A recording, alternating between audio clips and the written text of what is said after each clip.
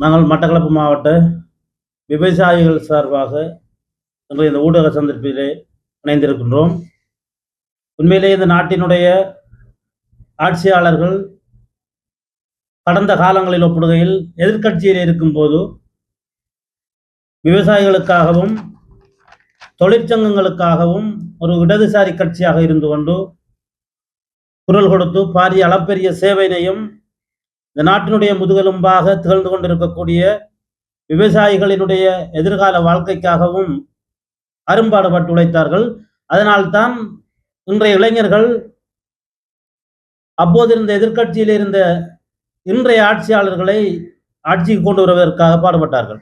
ஆனால் ஆட்சி சிம்மாசனம் ஏறியதும் என்ன காரணமோ தெரியவில்லை, பலதரப்பட்ட நன்மையான விடயங்களையும் நல்ல காரியங்களையும் எங்களுடைய நாட்டிலே சிறப்பான திட்டமிடலோடு மாண்புமிகு ஜனாதிபதி அவர்கள் நல்ல ஒரு அமைச்சரவையும் நிறுவி நாட்டினை நிர்வகித்துக் கொண்டு சென்றாலும் உண்மையிலே இந்த நாட்டினுடைய முதுகெலும்பாக திகழ்ந்து கொண்டிருக்கக்கூடிய விவசாயத்துறையிலே எந்தவித ஒரு மாற்றமும் இடம்பெற்றதாக விவசாயிகளாகிய எங்களால் உணர முடியவில்லை.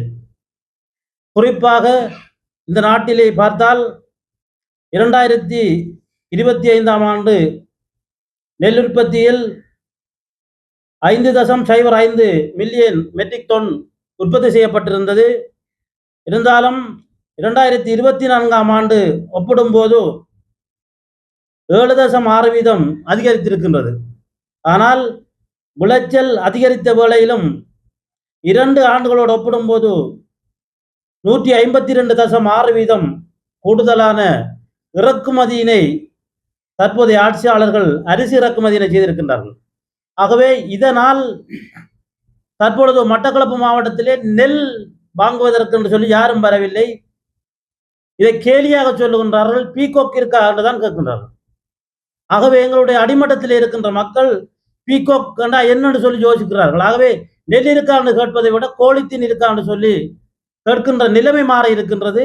காரணம் என்னென்றால் எங்களுடைய மாவட்டத்தில் உற்பத்தி செய்திருக்கின்ற நெல்லை சரியான முறையிலே சந்தைப்படுத்த முடியாமல் விவசாயிகளாகிய நாங்கள் திக்குமுக்காடுகின்றோம். காரணம், தற்போதைய ஆட்சியாளர்களும் கடந்த காலங்களிலே கடந்த ஆட்சியாளர்களை ஏதோ ஒரு வகையிலே திட்டி தீர்த்தாலும் அவர்கள் மீது பழி சுமத்தினாலும் அதே வேலையினை தற்போதைய ஆட்சியாளர்களும் செய்கின்றார்கள் என்பது உண்மையிலே மனவேதனையை ஏற்படுத்துகின்றது.